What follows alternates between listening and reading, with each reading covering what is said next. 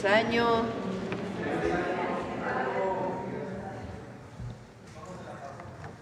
Bien, ¿ustedes?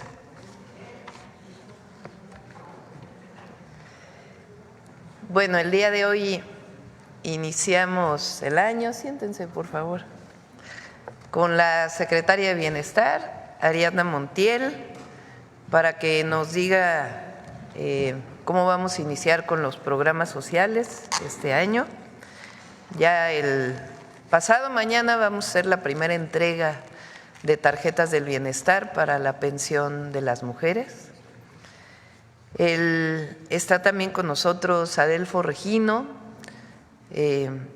director general del Instituto Nacional de Pueblos Indígenas, y él nos va a platicar junto con Ariadna un nuevo esquema del Fondo para la Infraestructura Social, que tiene ahora un apartado muy importante para los pueblos indígenas, para los pueblos originarios, con el objeto de cumplir o ir cumpliendo poco a poco el segundo constitucional y todo lo que se refiere a los derechos plenos de los pueblos originarios y afromexicanos.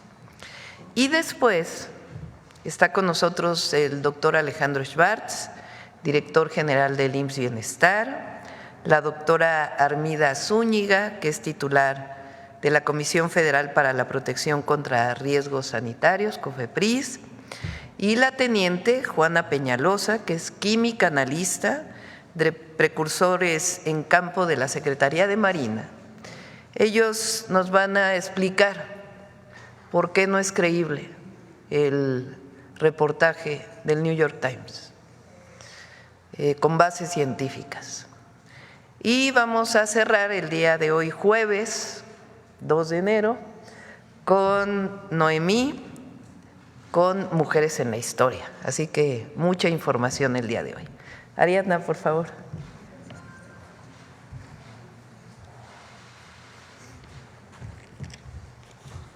Buenos días a todas y a todos. Feliz año, Presidenta.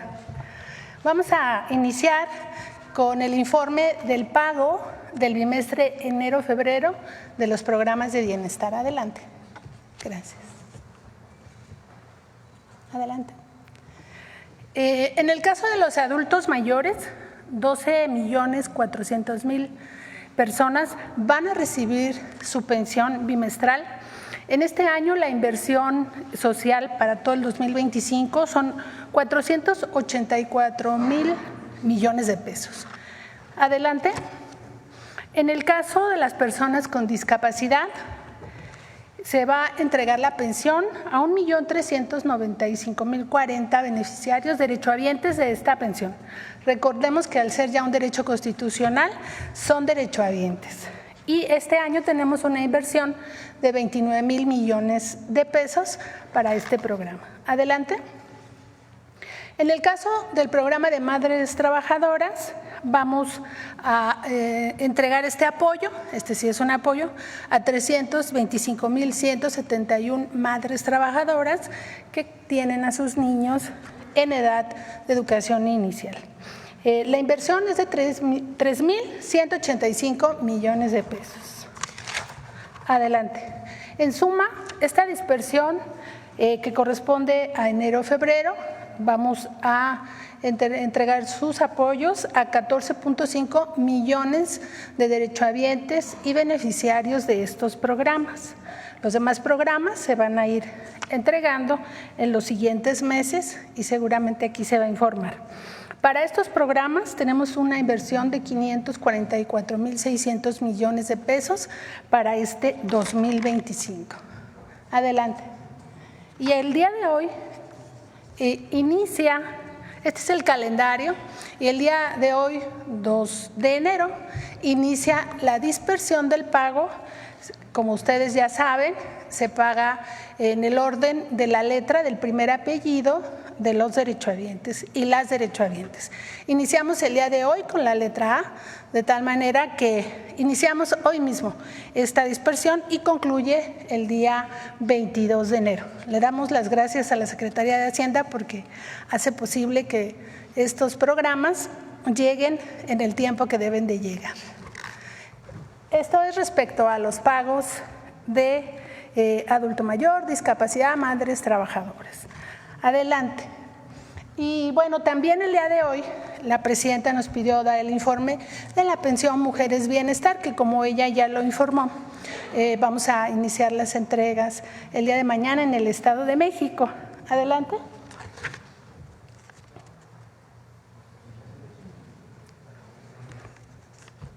Gracias. Son 964,556 mujeres que van a recibir su apoyo, casi 1 millón de mujeres va a recibir ya esta tarjeta para recibir bimestralmente 3,000 pesos, como se ha informado respecto a esta pensión. Y la entrega de tarjetas, quien se registró en octubre la va a recibir en enero y quien se registró en noviembre la va a recibir en el mes de febrero.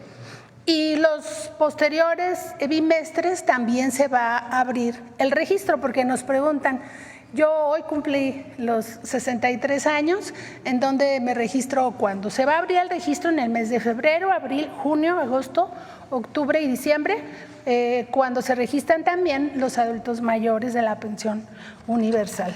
Y pues la presidenta nos pidió para arrancar este año que el día de hoy también entregáramos aquí algunas tarjetas.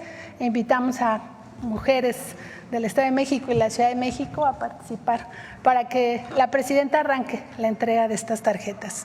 Buenos días. ¿Es cuánto, presidenta? ¿Dónde pueden recoger sus tarjetas todas las mujeres? Gracias. A partir del día de mañana les vamos a enviar un mensaje de texto al número de teléfono que nos dejaron en su registro. Hay que estar atentas a ese mensaje y dirá día, hora y lugar donde deberán recibir esta tarjeta. Si alguien en 8 días no le ha llegado este mensaje, puede llamar a la línea de bienestar, que también les puede auxiliar en donde pueden pasar a recibir su tarjeta. Pero también en la página de la Secretaría de Bienestar se va a colocar el buscador para que a través de su CURP sepan día, hora y lugar de la recepción de la tarjeta. Una vez recibida esta tarjeta, posterior 15 días pasará a realizarse el depósito. Primero tenemos que garantizar que se entregue para manejar los recursos con toda transparencia y honestidad. ¿Tienes la entrega? ¿De una vez? Hazle ahí los nombres. ¿Tú? Sí. Sí. Ay, espérame. María Antonieta. María Antonieta Beltrán Ayala. Vente. Es que es de la imagen de las nuevas tarjetas.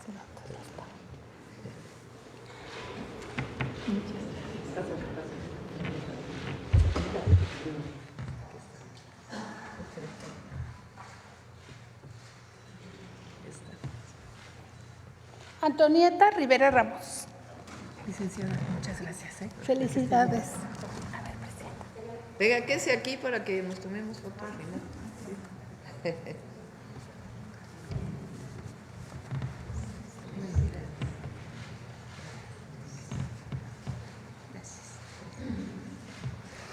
Paula Contreras García, del Estado de México, de la región Mazagua, presidenta.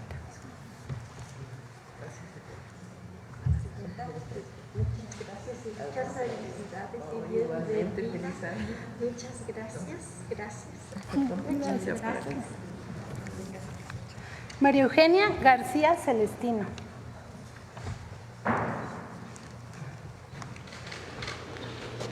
María Eugenia, te ves bien jovencita. Sí. Muchas gracias. Paulina Estrada Velázquez.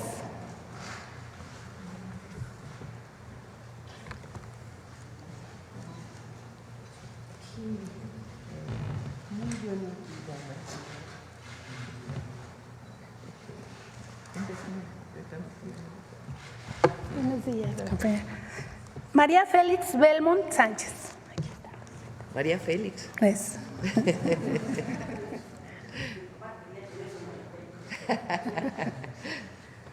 María. Gracias, doctor. Felicidades, feliz año. Gracias. María Cristina Mejía Juárez.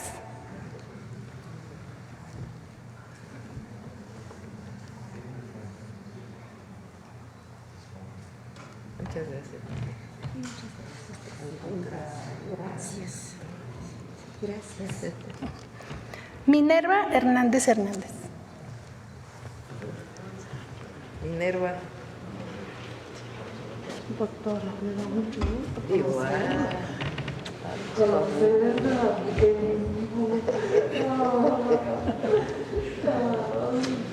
Esté muy bien. Igualmente. Y muchas gracias Al por la contrario. tarjeta. Muchas gracias.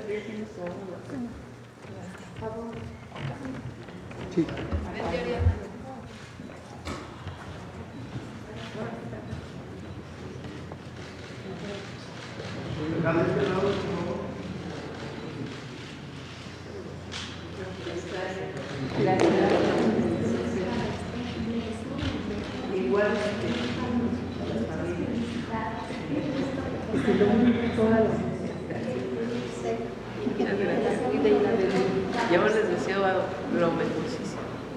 Es la guía para la decisión. Gracias por ayudarme.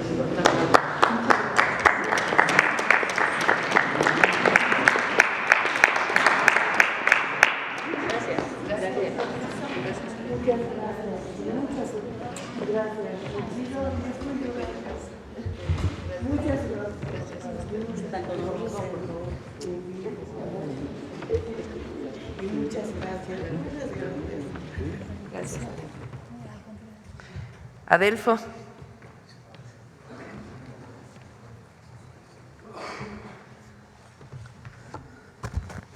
Con su permiso, estimada presidenta, muy buenos días, hermanas y hermanos de los medios de comunicación.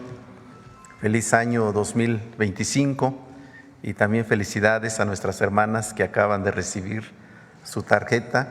Muchas felicidades a ustedes. Y queremos presentarles esta información, como lo ha anunciado nuestra presidenta, ya que desde el día 1 de octubre, fecha en que tomó posesión y cuando recibió el bastón de mando de parte de las mujeres indígenas de nuestro país, pues ella nos encomendó trabajar para hacer realidad, para implementar la reforma constitucional sobre los derechos de los pueblos indígenas y afromexicanos. Esta implementación tiene 6 componentes, como ya lo hemos anunciado. El primero de ellos es la traducción de esta reforma a las diversas lenguas indígenas de nuestro país, como se ha presentado el día 10 de diciembre del año pasado, en el que esta reforma ya se ha empezado a traducir en varias de las lenguas indígenas de México. Un segundo componente es la elaboración de la Ley General de Derechos de los Pueblos Indígenas y Afromexicanos, que también ya está en proceso. Se ha creado un comité técnico para que nos ayude a elaborar esta propuesta de iniciativa de ley, y también tenemos previsto en el mes de febrero hacer una consulta nacional. También se está trabajando en la armonización de las leyes secundarias del ámbito federal, porque pues es importante que sepamos que se trata de una reforma de Estado y se tiene que revisar todo el conjunto del ordenamiento jurídico mexicano. Un cuarto componente es la armonización en las constituciones y leyes de las entidades federativas. Se ha dado un primer paso en el estado de Michoacán y estamos seguros que los demás gobiernos pues harán lo propio en sus marcos constitucionales estatales. También está las reformas al marco institucional y las disposiciones administrativas tanto en los ámbitos federal, estatal y municipal. En esto, pues nosotros queremos pedir a las entidades y dependencias del Gobierno de México para que vayan revisando su marco institucional, su marco normativo, sus reglas de operación, sus programas y proyectos en la materia. Y finalmente, que es el tema que nos ocupa el día de hoy, es la asignación de presupuesto directo a pueblos y comunidades indígenas y afromexicanas. Como lo ha dicho nuestra presidenta, esto tiene ahora una base constitucional, pues como ustedes saben, ahora se ha reconocido en nuestra Constitución a los pueblos y comunidades indígenas como sujetos de derecho público con personalidad jurídica y patrimonio propio. Y justamente cuando se habla del patrimonio tenemos que tocar el tema de los recursos, y por eso en el apartado B de este artículo 2 de la Constitución mexicana se establece la obligación del Estado de determinar mediante normas y criterios compensatorios, equitativos, justos y proporcionales las asignaciones presupuestales para los pueblos y comunidades indígenas que serán administrados directamente por estos. Y se establece en el apartado B que la Cámara de Diputados del Congreso de la Unión, las legislaturas de las entidades federativas y los ayuntamientos en el ámbito de sus respectivas competencias deberán establecer las partidas específicas en los presupuestos de egresos que aprueben, así como las formas y procedimientos para que los pueblos y comunidades indígenas las administren y ejerzan conforme a las leyes en la materia.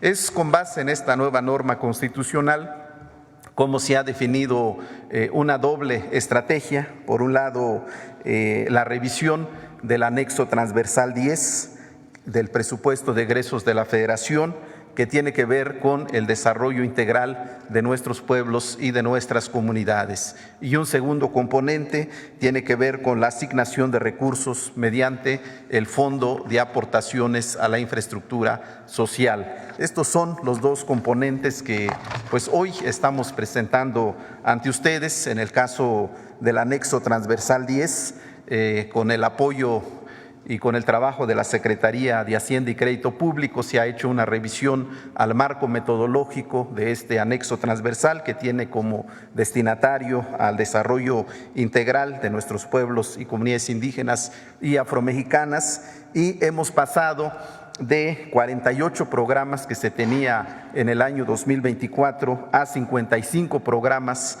en este año 2025. Estamos hablando de que el monto que tendrá este anexo transversal es de 221,032,86 millones de pesos. Hay un incremento de 67,000 millones de pesos con relación a los recursos ejercidos en este anexo transversal en el año pasado. Y estamos hablando de que se incrementan 12 programas presupuestarios. Esto es muy importante. El primero de ellos tiene que ver con el desarrollo, aplicación de programas educativos e investigación en materia agroalimentaria. En segundo término, la reconstrucción y conservación de carreteras, las provisiones para el desarrollo de trenes de pasajeros y de carga, provisiones para el desarrollo, modernización y rehabilitación de infraestructura de comunicaciones y transportes. También está el programa de producción y distribución de libros y materiales educativos. En sexto término, servicios de educación superior y posgrado, expansión de educación inicial. Algo muy importante que tenemos que destacar es la incorporación del programa de vivienda social y de manera especial este nuevo programa de pensión de mujeres bienestar. También está el programa de apoyos a la cultura, actividades de apoyo administrativo y actividades de apoyo a la función pública y buen gobierno. Son los nuevos programas que ahora tiene este anexo transversal 10 y que estamos seguros pues vendrá a contribuir al desarrollo de nuestros pueblos y de nuestras comunidades.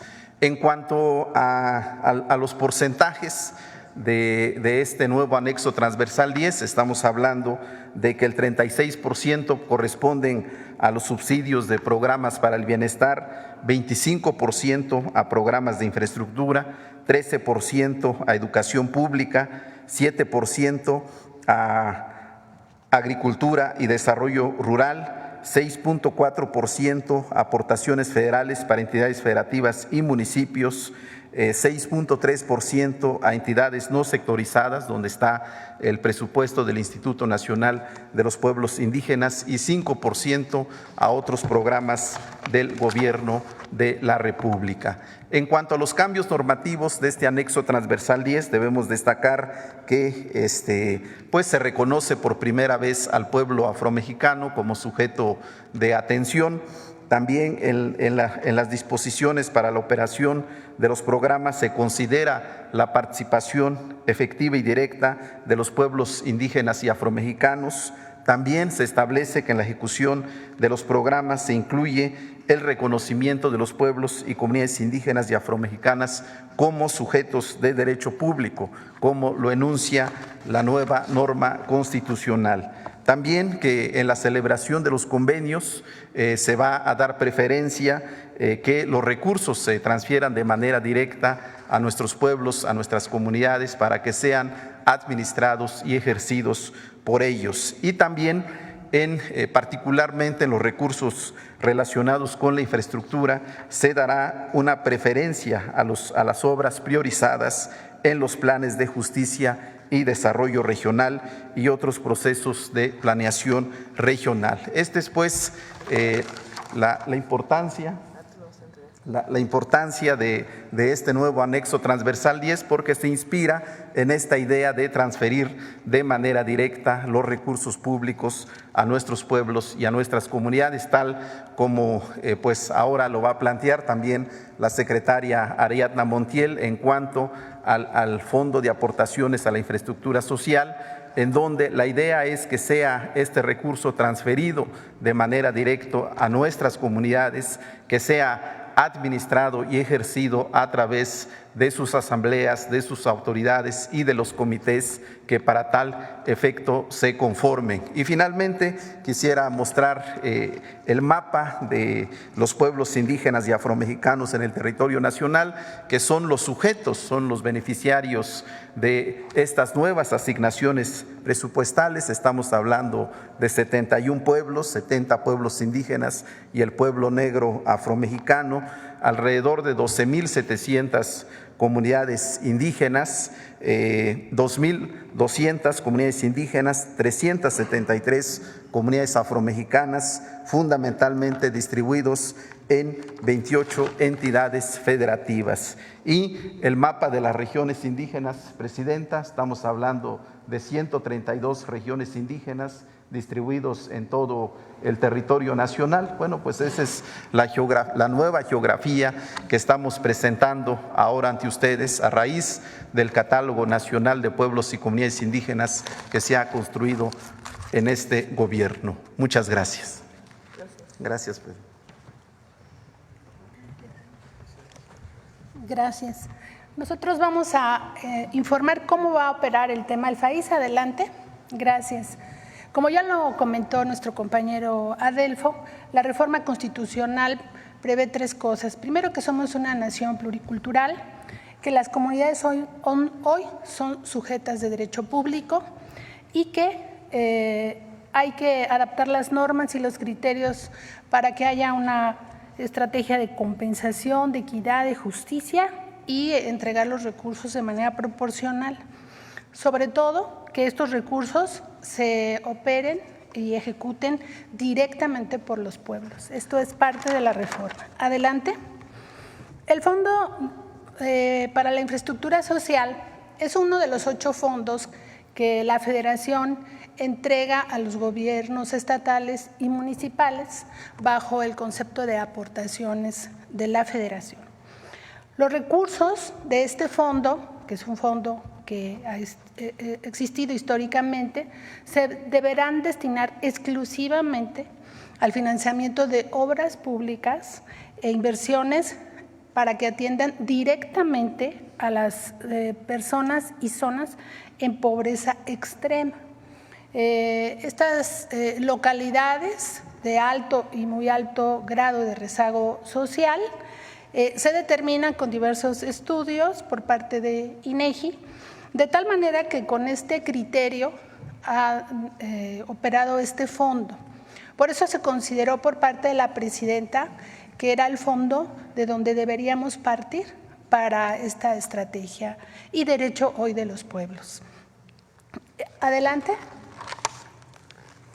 El fondo tiene distintos rubros a los que deberá destinarse: agua potable, alcantarillado, drenaje y letrinas, urbanización, electrificación rural y de colonias pobres, infraestructura básica del sector educativo, también del sector salud y mejoramiento de la vivienda. Adelante.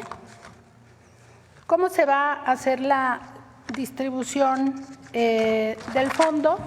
Bueno, primero, este fondo tiene dos componentes: el fondo estatal, que es el Fondo de Infraestructura Estatal, el FICE, y el fondo municipal, que es el FAIS municipal, FAISMUN. Este año, el monto que se va a destinar a los estados es de 13.500 millones de pesos. A los municipios se les entregarán 97.869 millones de pesos y se crea el componente indígena por primera vez, 12.374 millones de pesos. Es decir, el 10% de los 123.743 millones de pesos que este año tiene asignado el fondo. Esto ya quedó aprobado en el presupuesto de la Federación. Este 10% para las comunidades indígenas. Adelante. ¿Cuáles son las comunidades que se van a atender en este 2025? Son 11.337 comunidades donde nuestros hermanos indígenas viven y mantienen nuestra cultura, sus costumbres, y tienen por usos y costumbres una forma de gobierno determinada. Tocará a más de 32.000 localidades de todo el país, en el caso de los pueblos indígenas. Y en el caso de del pueblo afromexicano, son 369 comunidades en 400 localidades. En suma, estaremos atendiendo casi a 12.000 comunidades, 12.000 comunidades de 33.000 localidades de todo el país, porque algunas comunidades se integran por distintas localidades. Adelante. ¿Cómo se va a ejecutar el fondo? Primero, a través de un proceso de asambleas bajo los usos y costumbres de cada pueblo. Cada pueblo tiene su órgano de gobierno determinado de alguna forma y debe respetarse, y de esa manera definirán dos, comités de trabajo: de administración y de vigilancia de los recursos. Y es la asamblea comunitaria quien va a validar el cierre de las obras, la ejecución de las obras que sean correctas. ¿Es cuánto? Ahora sí, entendí. Muchas felicidades a todas y todos. Felicidades, Presidenta, con su permiso. Muy buenos días tengan todas y todos. La dosis de toxicidad del fentanilo comienza en 0.2 miligramos. 0.2 miligramos, para que podamos tener una proporción, son 200 microgramos. Eso es lo equivalente a 3 o 4 pequeños granitos de sal. El fentanilo es 50 veces más potente que la morfina. Tanto la toxicidad como la potencia depende de la dosis. Es decir, cuanto mayor sea la potencia, menor será la dosis de exposición que dé lugar a un efecto tóxico.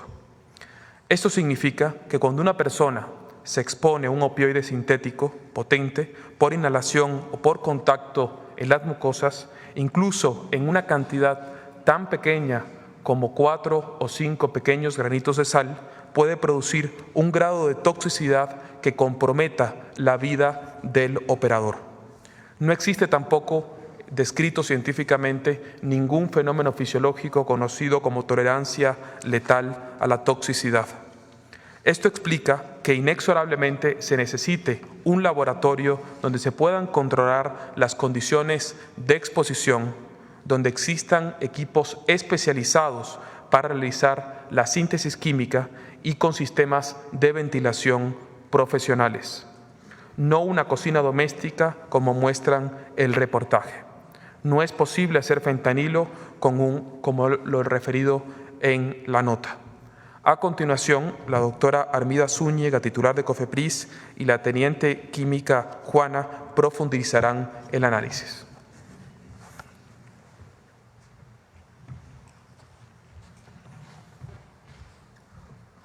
Con su permiso, Presidenta, buenos días a todos y a todas, feliz año.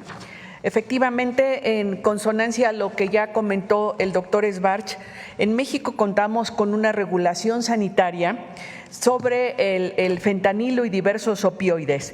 Tenemos una clasificación legal de los opioides como el fentanilo, se encuentran clasificados como estupefacientes en la Ley General de Salud.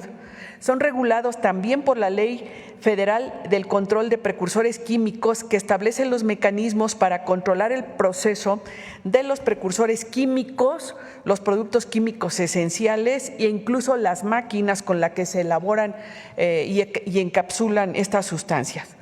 Se tiene un control del suministro en toda la cadena, desde la producción, transportación, venta, almacenamiento y demás. Y estas y otras actividades sin autorización sanitaria constituyen delitos contra la salud, están tipificados como delitos contra la salud en nuestro marco legal y regulatorio. Se han hecho avances considerables en el marco regulatorio a fin de tener un mayor control y vigilancia de estos compuestos. Algunos ejemplos son que en el 2023 se realizó una reforma a la Ley de Precursores para actualizar las penas relacionadas con el desvío de precursores químicos para la producción de drogas sintéticas como el fentanilo. Otro avance que hemos tenido es un sistema que es una plataforma que se denomina SISUS, Sistema Integral de Sustancias, que fue creado en la COFEPRIS con el apoyo de la Secretaría de Marina para realizar trámites administrativos relacionados con actividades reguladas que involucren estas sustancias o incluso las máquinas para elaborar tabletas. Y actualmente se encuentra en proceso diversas modificaciones regulatorias, incluyendo anteproyectos de modificación a la Ley Federal y su reglamento, esto para mantener un marco jurídico nacional y acorde con el contexto internacional, inclusive para poder hacer una regulación más clara, más específica de estos compuestos. Se diseñó una estrategia en conjunto entre la Secretaría de Salud a través de la COFEPRIS en conjunto con la Secretaría de Marina para la creación de una comisión para la trazabilidad de estas sustancias químicas, es decir, conocer cómo se van distribuyendo desde que ingresan a nuestro país hasta su destino final en el ámbito ilícito y también en el ámbito de lo ilícito. Como ya mencioné, desde años previos se han trabajado diversos instrumentos, uno de ellos y que nos da las bases para trabajar de manera coordinada entre la COFEPRIS y la Secretaría de Marina. Se reformó un acuerdo para que la Secretaría de Salud, a través de la COFEPRIS, reasume el control y fomento sanitarios en materia de precursores químicos, químicos esenciales y medicamentos que sean o contengan estupefacientes. Así también en mayo del 2023 se reformó la Ley Federal para el Control de Precursores Químicos, Productos Químicos Esenciales y Máquinas para elaborar cápsulas, y de manera muy importante debo mencionar que recientemente en diciembre del 2024 se reformó el artículo 19 de la Constitución Política de los Estados Unidos Mexicanos en materia de prisión preventiva oficiosa, incluyendo el delito de fabricación, comercialización, transportación, importación y exportación de drogas sintéticas como el fentanilo. Esta estrategia se basa en 5 pilares. Uno de ellos es este que acabo de mencionar, el marco normativo. El otro es el tecnológico, que de manera resumida es lo que también ya comenté sobre la creación de una plataforma que es el Sistema Integral de Sustancias, que está en desarrollo y está en su fase inicial, que nos ayuda a realizar el control, registro y autorizaciones en materia de estupefacientes y sustancias psicotrópicas y productos que los contengan, así como productos químicos esenciales y precursores químicos, que tiene como objetivo coadyuvar en materia de salud y de seguridad. Actualmente esta plataforma, el SISUS, Cuenta con un registro de 201 personas morales, 348 establecimientos, 198 representantes legales y 189 responsables sanitarios. Y a partir de febrero del presente año, esta plataforma estará disponible también para la industria regulada. El tercer pilar de esta estrategia es lo referente a las acciones operativas, a través de las cuales la Unidad de Inteligencia Naval de la Secretaría de Marina, en coordinación con la COFEPRIS, realizan visitas de verificación a establecimientos que distribuyen o almacenan este tipo de productos, y a la fecha se han realizado 473 visitas de verificación. El cuarto pilar de esta estrategia son lo que referimos como la inteligencia, ya que desde el año 2022 se creó la Unidad de Inteligencia contra Riesgos Sanitarios en la COFEPRIS con apoyo de personal de la Unidad de Inteligencia Naval de la Secretaría de Marina, para llevar a cabo los mecanismos de coordinación de acciones estratégicas y de inteligencia para el control y vigilancia en materia de estupefacientes, sustancias psicotrópicas y productos que los contengan, así como químicos esenciales. El quinto pilar es lo relativo a la investigación, y en este sentido se realizan diversas estrategias apoyadas en la Unidad de Inteligencia Naval de la Secretaría de Marina, y una de estas acciones que se han realizado es la certificación del Laboratorio de Farmacología y Toxicología del Centro de Estudios Navales de Ciencias de la Salud de la Secretaría de Marina por parte de la COFEPRIS.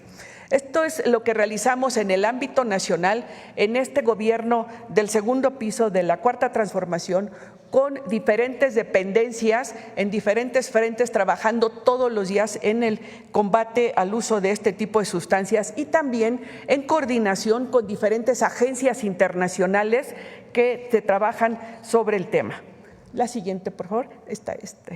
De estas 473 visitas de verificación que se han realizado del año 2021 al 2024, como ustedes podrán ver en esta lámina, la mayoría de estas acciones se han realizado durante los ejercicios 2023 y 2024, dando como resultado la suspensión parcial de 173 establecimientos y la suspensión total de 50 establecimientos. Quiere decir que entramos de manera conjunta, la COFEPRIS con apoyo de la Secretaría de Marina, para realizar la suspensión de establecimientos cuando se detecta alguna irregularidad o alguna acción que contraviene el marco jurídico y legal que ya he hecho referencia previamente. Se han clausurado de manera definitiva 2 establecimientos y se han multado a 41 de ellos. El monto de estos aseguramientos y sanciones a estos establecimientos es de más de 1.600 millones de pesos. Así también nos coordinamos con otras dependencias para realizar la detención de algunas personas. Siguiente, por favor. De manera regular en la COFEPRIS se hacen acciones para prevenir el desvío de estas sustancias químicas, y en la COFEPRIS se realizan las acciones de autorizaciones y monitoreo del el ingreso de estas sustancias, y entre ellas el fentanilo, a través de prevenciones anuales, balances que se reportan a la ONU, informes anuales, previsiones de compra-venta de estupefacientes, así también el control de recetas médicas a través de recetarios especiales con códigos de barras y registros y libros de control, las acciones de verificación y control como las que ya hice referencia, y de manera muy importante también para estar armonizados en el marco internacional, toda esta colaboración internacional en la cual participamos diferentes dependencias de la Administración Pública Federal. La siguiente, por favor. Como ya lo comentó el doctor Alejandro Schwartz, existen peligros a la salud, riesgos a la salud derivados de la exposición al fentanilo. La toxicidad, que es depende de la exposición y de la vía de exposición, y la potencia, que depende de la concentración de esta sustancia, son cruciales para comprender las elevadas tasas de sobredosis y mortalidad vinculadas a la elaboración o uso ilícito de opioides sintéticos como el fentanilo. La elevada potencia de muchos de estos opioides significa que incluso pequeños errores durante la elaboración, en el pesaje, la dosificación, la dilución o la fabricación pueden aumentar el riesgo de sobredosis. La exposición puede ser por inhalación o por contacto a través de las mucosas o de la piel. Y efectivamente no se tiene evidencia de la tolerancia de esta sustancia. Y bueno, este grupo de sustancias y en particular el fentanilo afectan diferentes órganos del cuerpo humano porque son sustancias tóxicas a elevadas concentraciones y sobre todo cuando no se tiene un adecuado control en su uso y manejo. Es cuanto en tanto al marco normativo que tenemos para este tipo de sustancias.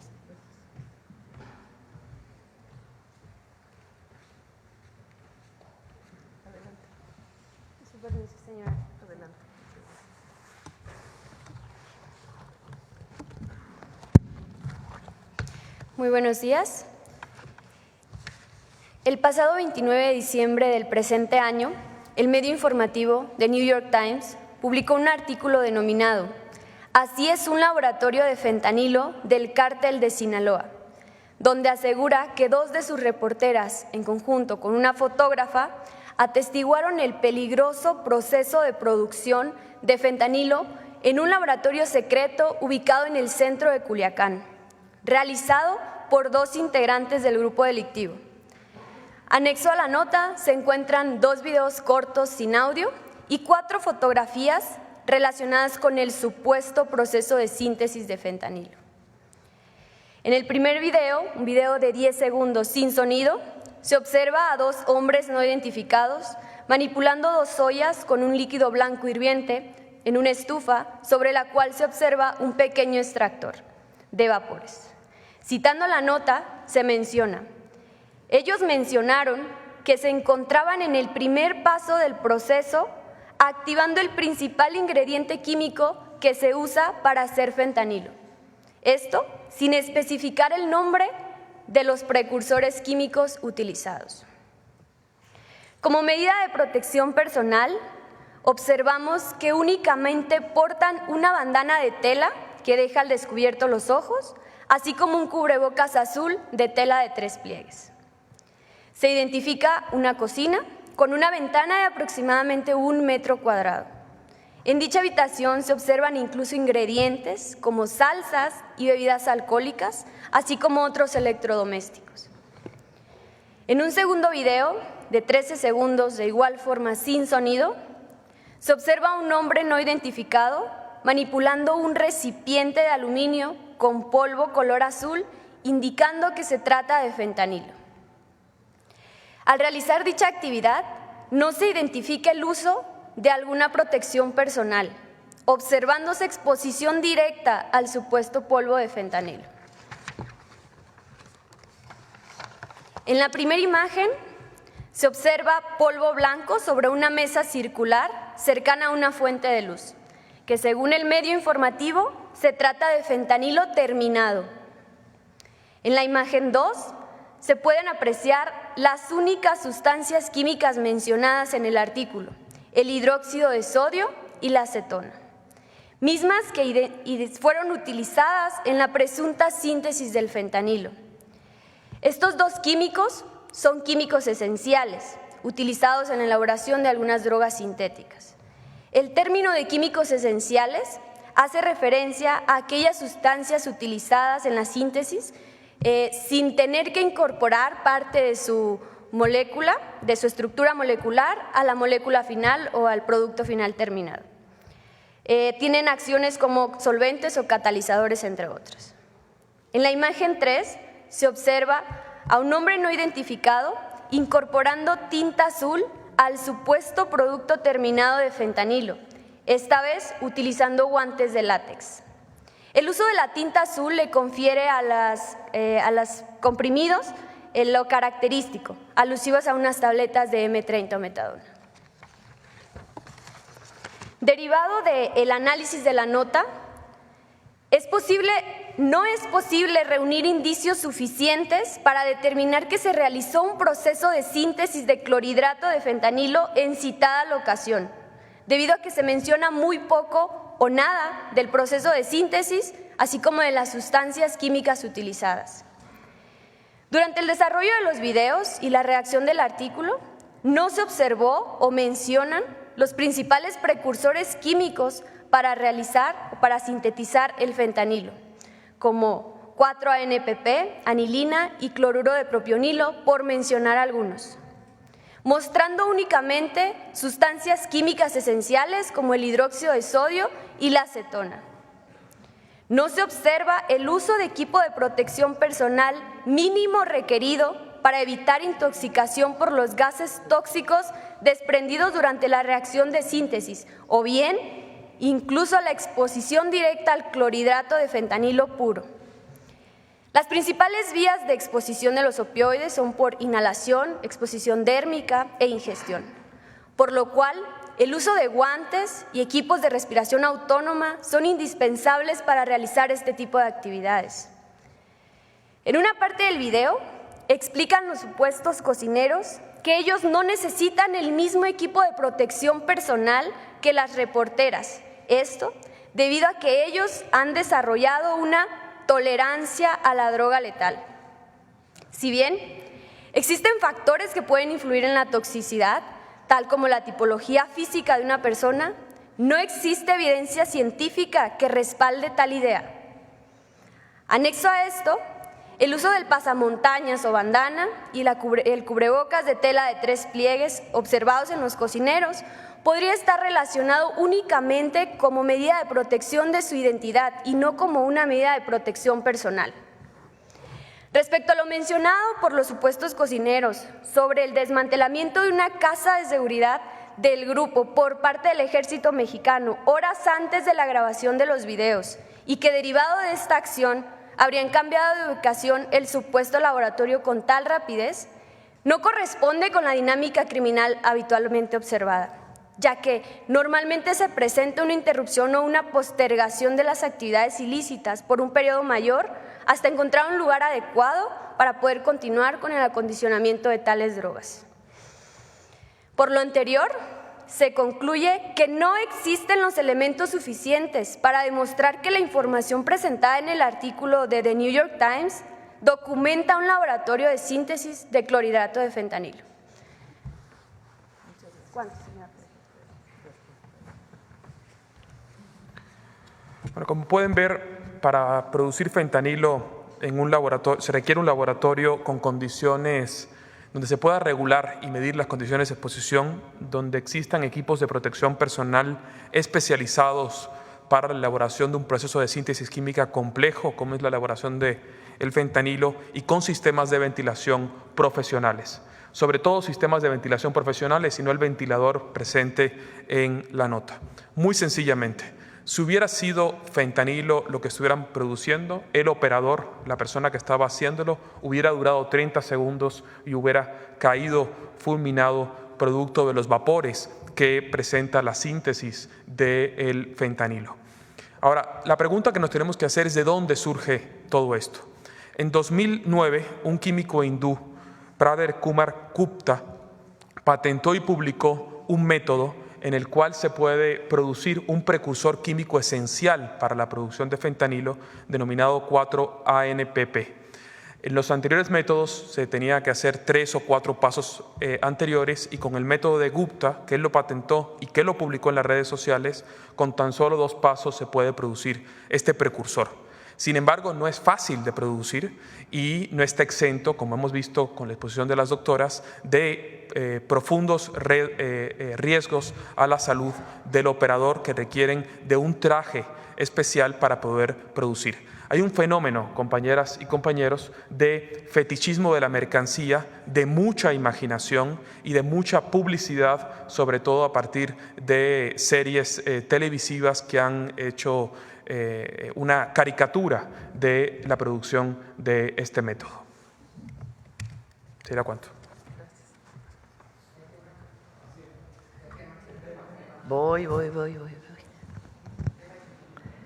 A ver, un tema importante.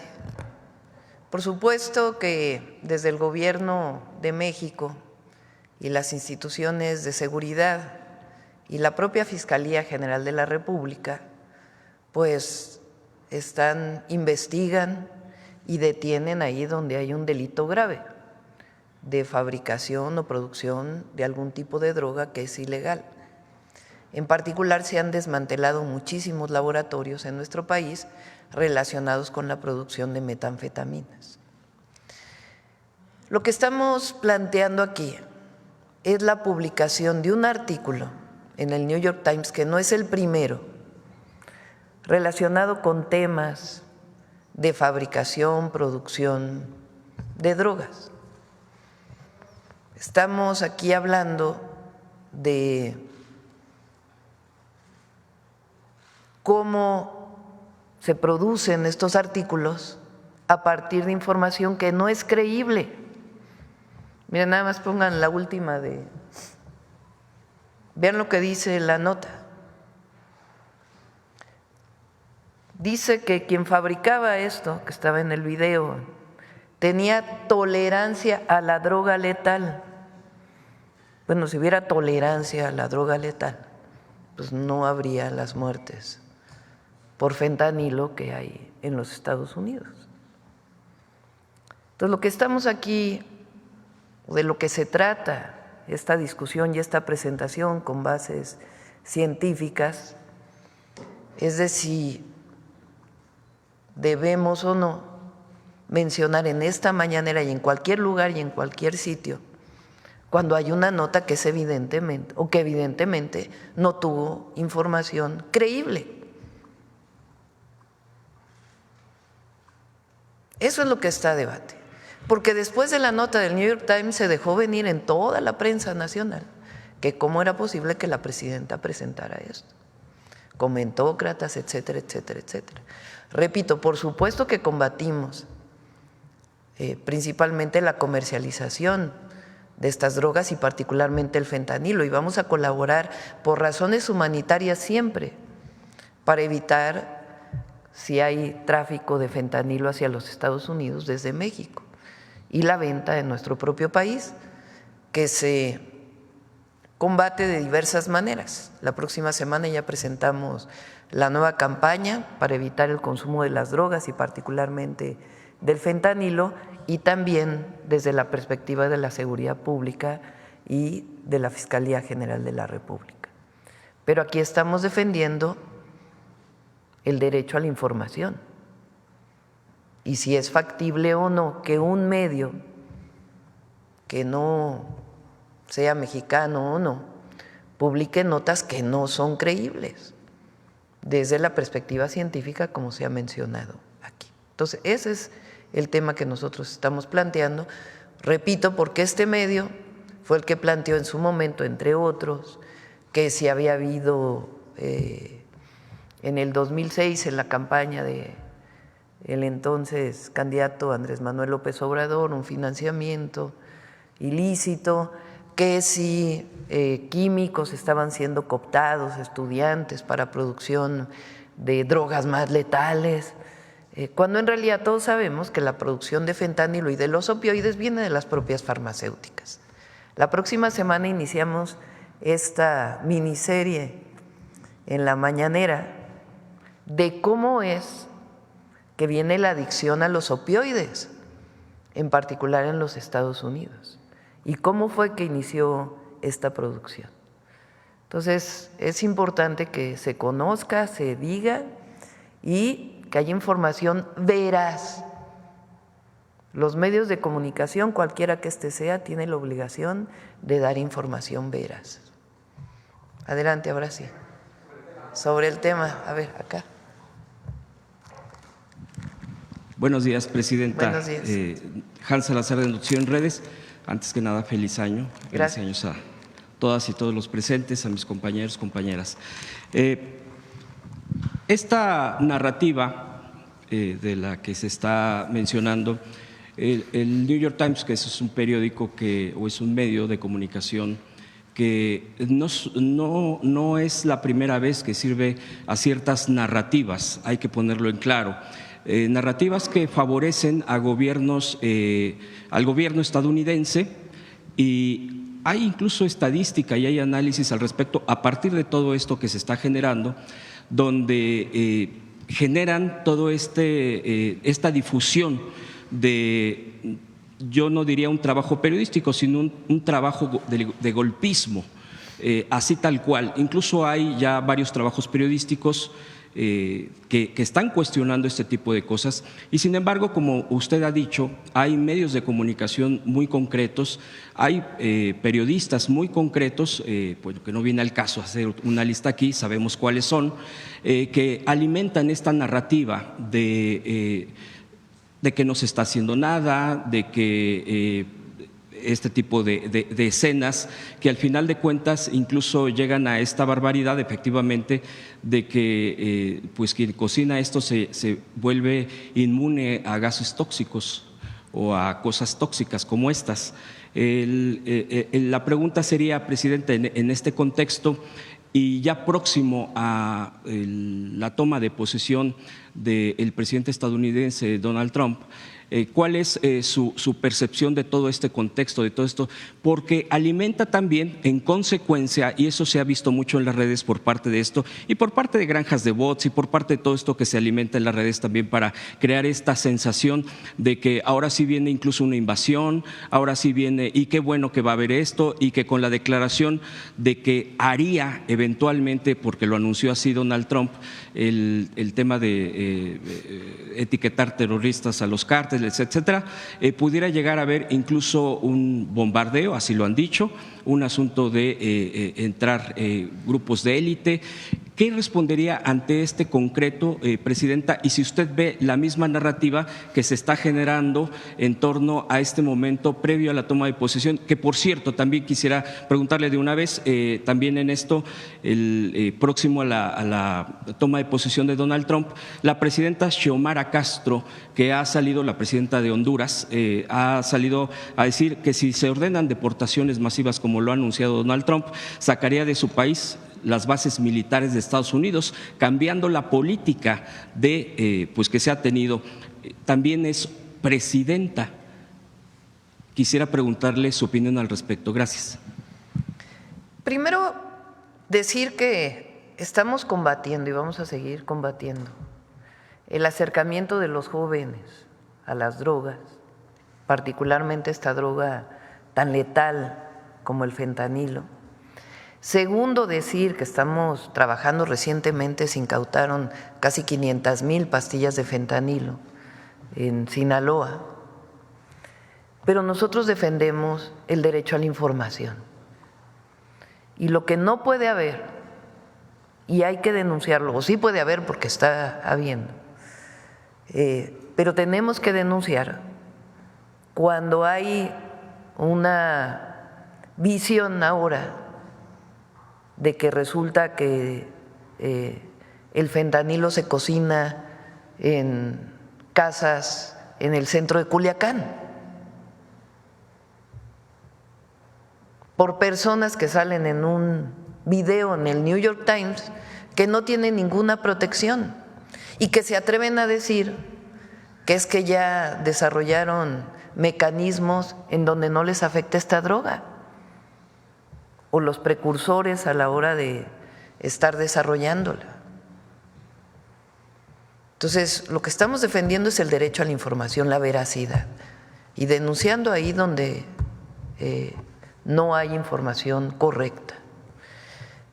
Segundo, nosotros vamos a colaborar con Estados Unidos, como se está colaborando ahora, por razones humanitarias.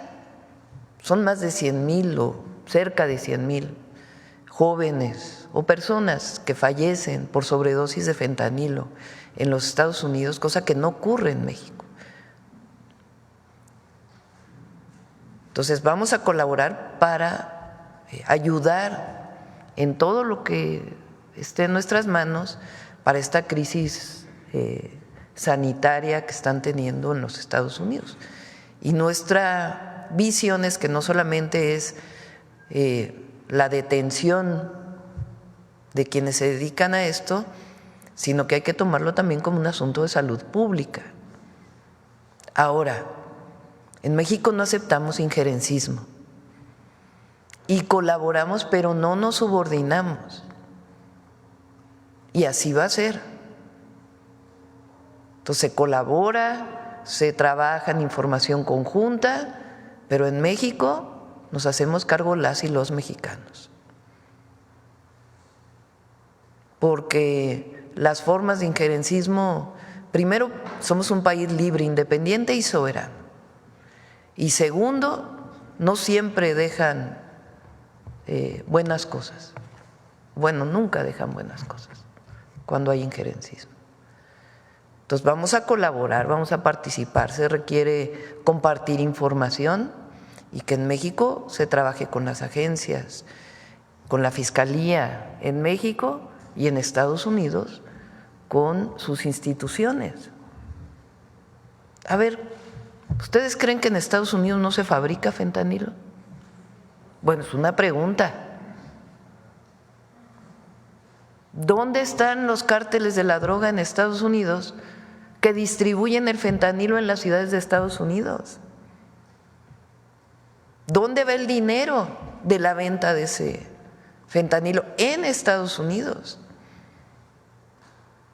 Entonces, nosotros nos encargamos de lo que ocurre en México y colaboramos, pero ni nos subordinamos ni aceptamos injerencismo. Esa es nuestra visión y así va a ser. Ahora, con la presidenta de Honduras, hablamos hace unos días, ¿qué día es hoy? Ya hemos de haber hablado el lunes, yo creo, con ella,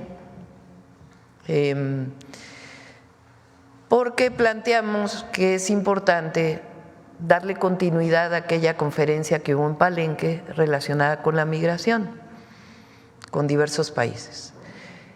Entonces planteamos la idea de que en enero se pudieran reunir los cancilleres de diferentes países para hablar del tema de migración y de cómo cooperamos entre los países de América Latina y el Caribe para atender la migración desde la perspectiva de las causas. Que también la oposición, los adversarios dicen que cómo es posible que México ayude a Centroamérica o a otros países. Siempre va a ser nuestra visión que en la medida de lo posible también apoyamos a quien lo requiere, porque esa es la política exterior de México y la vamos a defender y además es parte del humanismo que nosotros defendemos. Entonces estamos trabajando en ello y ya lo informaremos en su momento.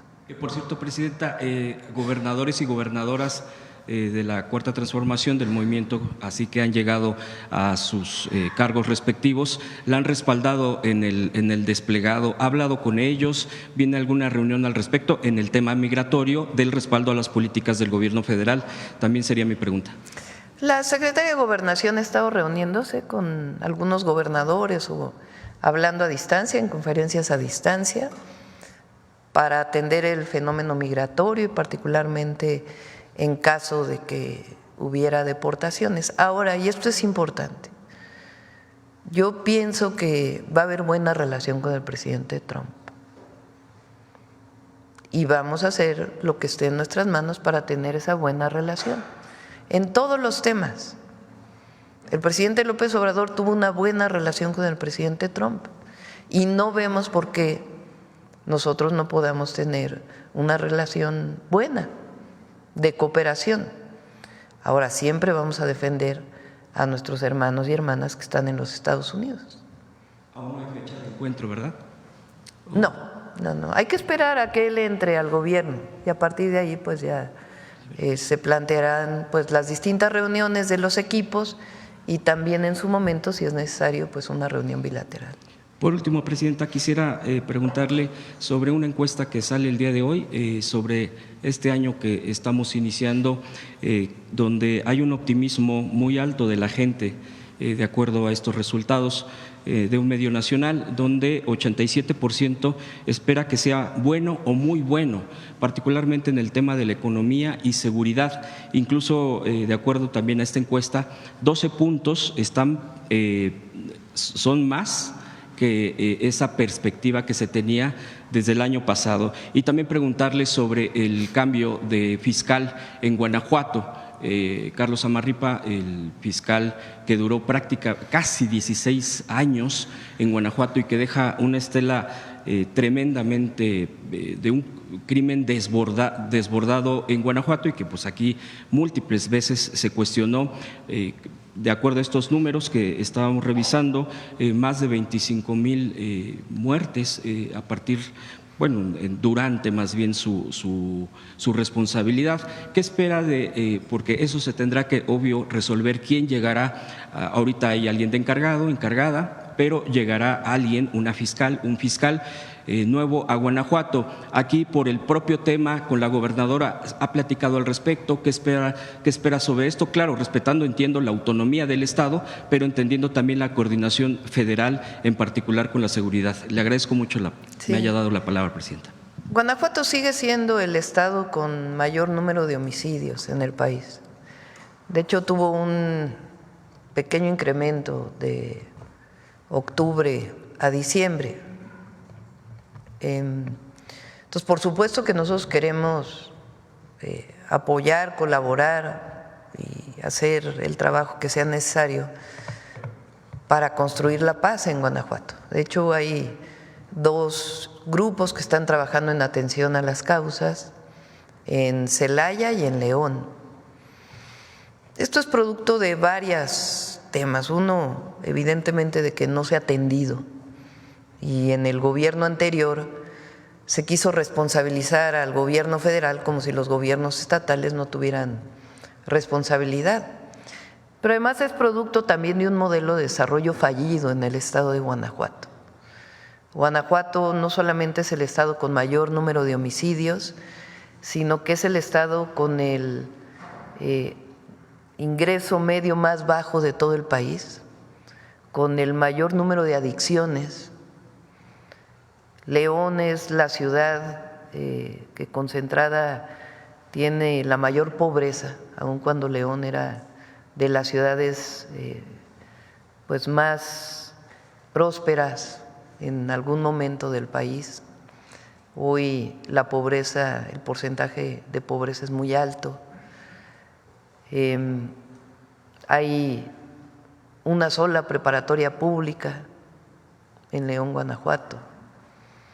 Entonces, se tiene que atender desde distintas perspectivas, sí, desde la Fiscalía, la Secretaría de Seguridad del Estado y la coordinación con las fuerzas federales y la Secretaría de Seguridad y Protección Ciudadana del Gobierno de México, pero también atendiendo de fondo un modelo de desarrollo que llevó a la violencia y a la pobreza y a la desigualdad. Entonces, desde ahí hay que atenderse. Y con la gobernadora, pues habría que ver quién está planteando ella, tiene que ser aprobado por el Congreso del Estado. Ha estado en comunicación con el secretario de Seguridad y con la secretaria de Gobernación. Estuvimos ahí en esta primera gira que hicimos por el país. Y bueno, creo que de todas maneras es bueno que el fiscal haya dejado ya el cargo. Es evidente que no hizo un buen papel. Y ahora hay una encargada del despacho y vamos a ver pues a quién se propone. Ahora, sobre el tema de la perspectiva, ¿por qué no me pasas la presentación de algunos indicadores? Porque también se descoce la oposición A ver, préstenme el micrófono.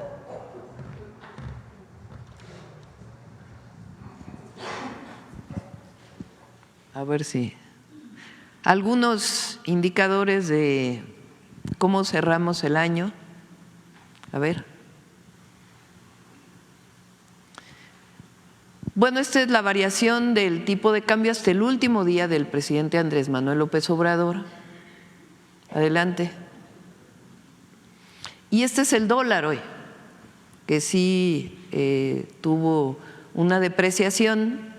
Entre otras cosas es por la incertidumbre en Estados Unidos y las variaciones particularmente de las tasas de la Fed, y esperamos que una vez que entre el presidente Trump, pues entremos en un periodo de estabilización. Adelante. Pero miren, variación del tipo de cambio respecto al dólar estadounidense por divisa. Vean devaluación, por decirlo así, de otras monedas, para que no digan que es un asunto de México, sino que es un asunto internacional lo que se está viviendo. Adelante. Es decir, México está entre las monedas que menos depreciación tuvo. El empleo formal en México, en diciembre, todos los diciembres hay una disminución del empleo, pero hasta noviembre estábamos en el nivel más alto. En enero esto es evidente que se va a recuperar, normalmente es así, vean ustedes como todos los diciembres hay una caída que no tenemos que trabajar en esto porque muchas veces el contrato de las personas llega hasta diciembre por distintas razones en donde el empleador no quiere destinar los recursos necesarios para aguinaldos, etcétera, etcétera, y hay que trabajar en ello. Pero estamos en los niveles más altos en noviembre de empleo. Adelante. El salario medio más alto, 17,867, cerramos. Adelante. Este es el salario mínimo. Este es el incremento, ya contando el incremento del 2025, 135% de aumento en el poder adquisitivo respecto al 2018. Adelante. Vean dónde estaba México en salario mínimo en el 2018. Estábamos en el nivel más bajo de América Latina y el Caribe. Adelante. Hoy estamos esperando algunos datos de los países que están por encima de México.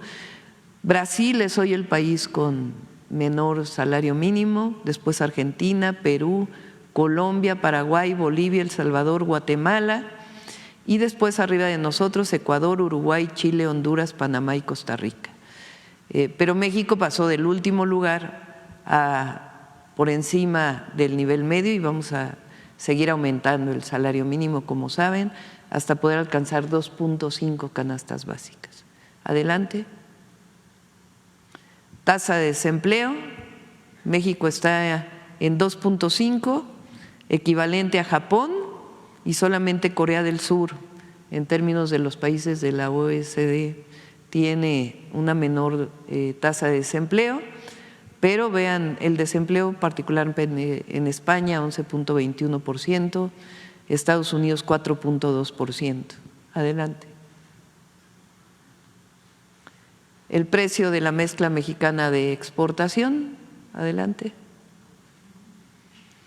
Precio promedio de la gasolina, mañana viene la Secretaría de Hacienda, vamos a hablar de distintos temas y entre otros a platicar sobre el tema del precio de la gasolina, pero comparado con muchos otros países del mundo, adelante. Y evaluación de los ingresos tributarios, récord histórico, cerramos el 31 de diciembre, adelante, con más de 400,000 millones de pesos adicionales a los del 2023. Adelante. Incremento en puntos porcentuales de la deuda, que también este es un tema que están planteando. De todas maneras, estamos por debajo del crecimiento de los otros gobiernos. Adelante. Del gobierno de Peña particularmente. Esto tiene que ver, entre otras cosas, por el dólar. Deuda pública respecto a otras economías mundiales. Aún con esta condición, México está abajo de Corea del Sur, Australia, Alemania, Sudáfrica, Brasil, Reino Unido, Canadá, España, Francia, Estados Unidos, Italia y Japón. Adelante. Inversión extranjera directa récord, 34,313 millones de dólares. Adelante. Y bueno, somos hoy el principal socio comercial de los Estados Unidos. Adelante. Reservas internacionales del Banco de México en niveles récord. La inflación anual en 4.55% en noviembre, está por dar INEGI los datos de cómo cerramos en diciembre. Recientemente sacó un dato, este es el dato del INEGI, adelante. Crecimiento del PIB, si bien es hasta el tercer trimestre en 1.6%, pues estamos por arriba de Corea del Sur, Francia, Bélgica, Italia, Austria y Alemania. Adelante. Y seguimos siendo la 12ª economía del mundo, pasamos de la 15 al 12, estamos por encima de España, de Corea del Sur, de Australia, de Indonesia, Países Bajos, Turquía, Arabia Saudita y Suiza. Algunos de los indicadores para los pesimistas de la oposición.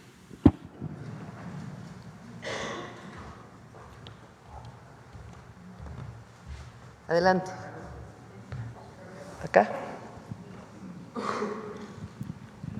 Gracias, presidenta. Buenos días. Shaila Rosagel, corresponsal de Grupo Gili, El Imparcial de Sonora, La Crónica de Mexicali y Frontera de Tijuana.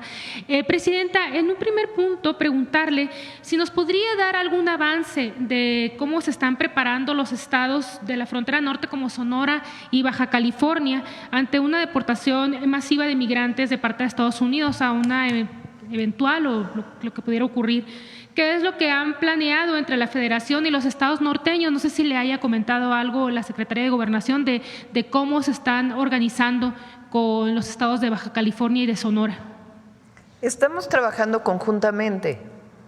Tenemos un plan ya muy elaborado, tanto de apoyo, defensa a nuestros compatriotas, connacionales en Estados Unidos. Vamos a seguir insistiendo la importancia del trabajo de las y los mexicanos en Estados Unidos. Y en caso de que llegara a haber una deportación, tenemos ya un plan que estamos trabajando con los distintos estados de la frontera, que en su momento también presentaremos. ¿Cuándo sería presentado este plan? ¿No tiene algún avance, presidenta? Sí, lo tenemos ya listo. Vamos a esperar también a ver cómo se dan las condiciones en Estados Unidos y a partir de ahí lo definimos y lo presentamos, pero está todo preparado y en coordinación con los estados fronterizos. Gracias, presidenta. Y no solo los estados fronterizos, porque también es con diversas entidades de la República, por si un connacional llega a México por la frontera, pues muy probablemente querrá ir a su lugar de origen y también estamos trabajando con todas las entidades. ¿Se están habilitando albergues o algo, por ejemplo, en Sonora, Baja California? Ya lo vamos a presentar. Gracias, presidenta. En una segunda pregunta, hace unos días, creo que fue el 30 de diciembre, trabajadores del viaducto elevado del aeropuerto a Playas de Tijuana protestaron. Ellos están argumentando que hay una falta de pago de aguinaldo, así como trabajar sin prestaciones de ley. ¿Qué sabe al respecto, presidenta? Si le comentaron algo de esto. Y bueno, que nos adelante un poco cómo va esta obra. Sería todo. ¿La obra de, perdón? El viaducto elevado en Playas de Tijuana. Se va a terminar el próximo año, ya están los recursos disponibles, no hay problema. Habría que averiguar exactamente qué pasó si no hubo estos pagos, pero tiene que haberlos. Se le va a pagar a todos los trabajadores y hay los recursos disponibles para poder terminar.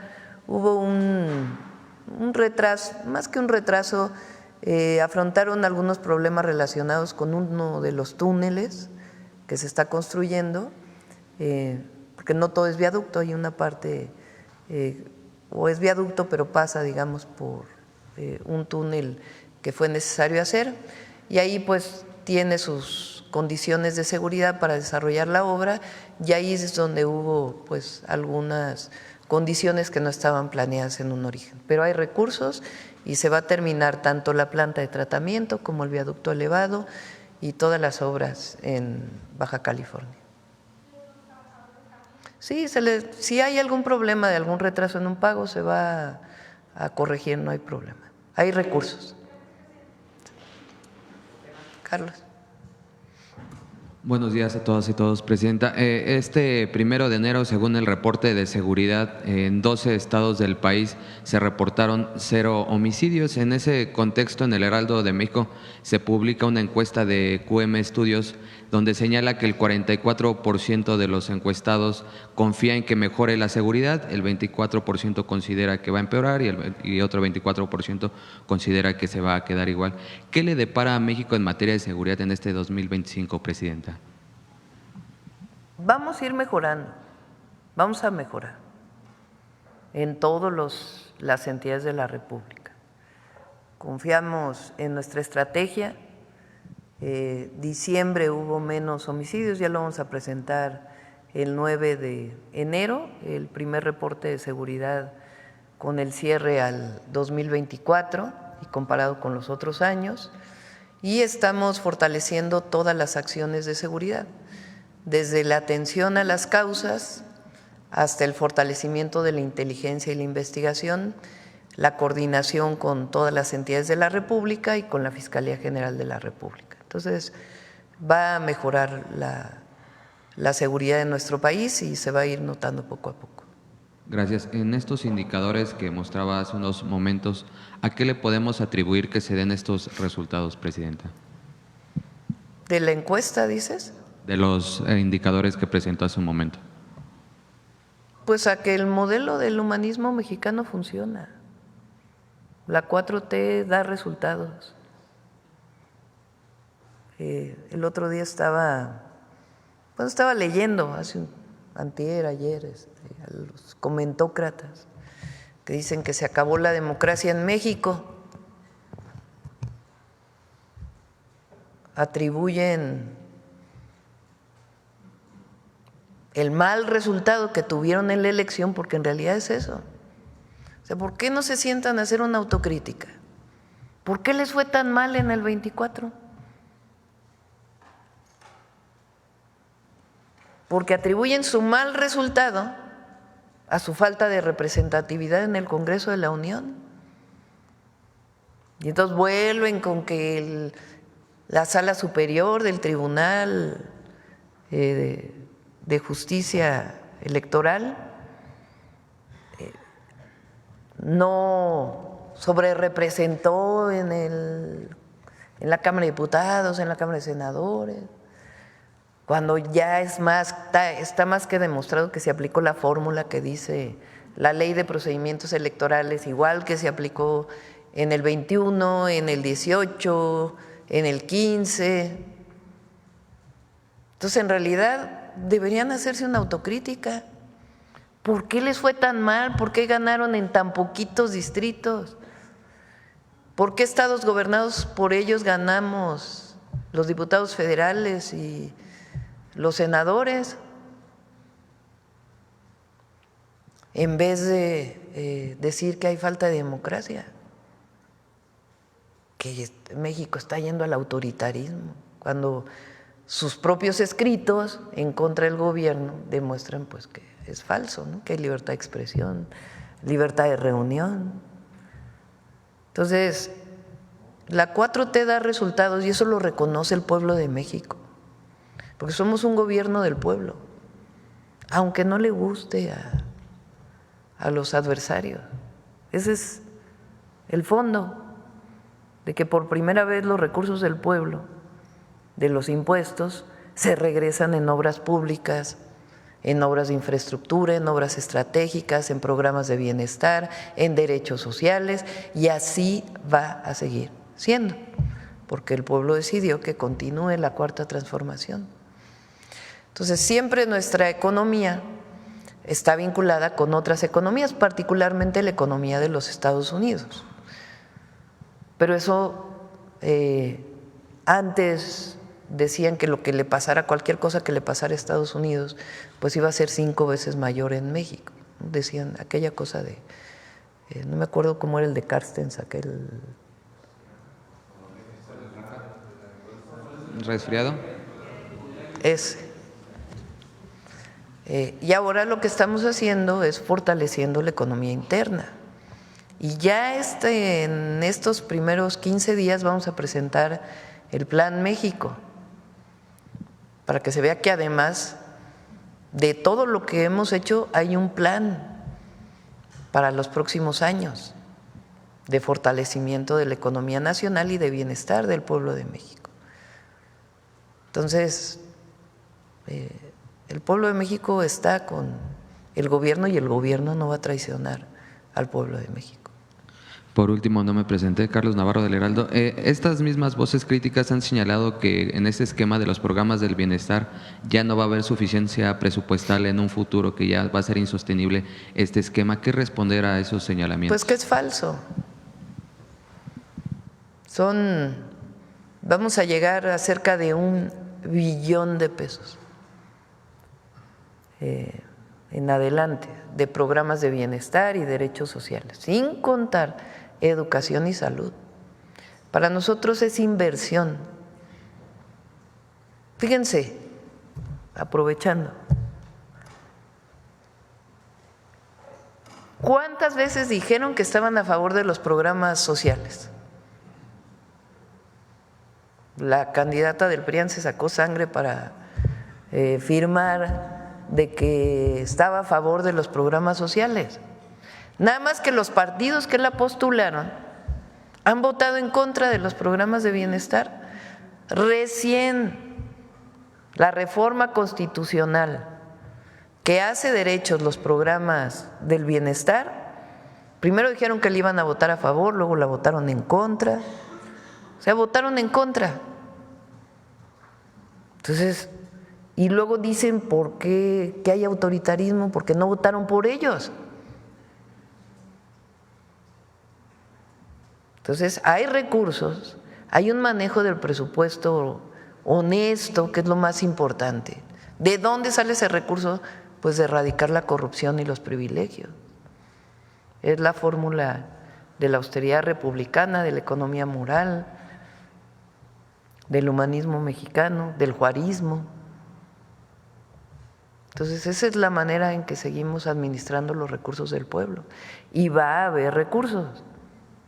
Y fíjense, además, este año disminuimos el déficit respecto al año anterior. Y va a haber recursos para los derechos y va a haber recursos para obras públicas. En abril, este periodo es todavía de realización de estudios, el primer trimestre, pero en abril inicia la construcción de todos los trenes. Y hay recursos para carreteras y hay recursos para obras de agua, pues es solamente administrar adecuadamente los recursos del pueblo. Gracias, feliz año para todas y todos. Gracias.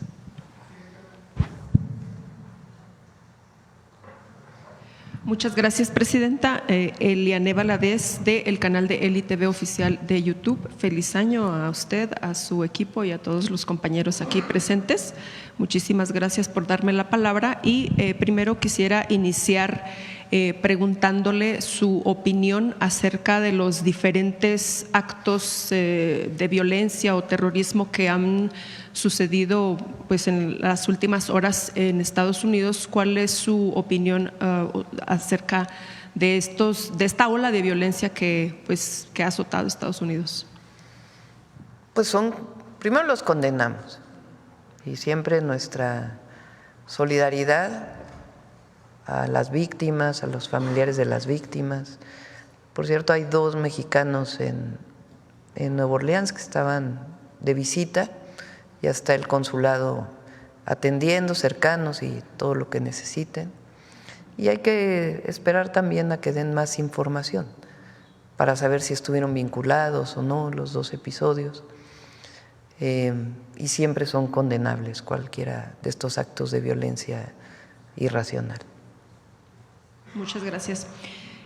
También continuando con un poquito acerca de la economía, le quería preguntar, pues, con la famosa cuesta de enero, su mensaje acerca de esto, y pues hemos visto en muchas de las portadas mensajes no positivos o negativos acerca de la economía de México, y una de esas pues es que se van a ir las inversiones, que no hay las inversiones que se esperaban, o que se prevé incluso en este sexenio la peor creación de empleo. ¿Qué mensaje tiene para los mexicanos que ven o que son invadidos especialmente por estas portadas tan negativas a este inicio de año y que pues cuando uno camina en la calle pues no ve esa falta de empleo, no ve esa economía que se está movilizando? Muchas gracias. Sí, hay esta idea de que en el pasado, antes del 2018, de diciembre del 2018, que el Estado no tendría por qué participar en la planeación económica o incluso en sectores de la economía.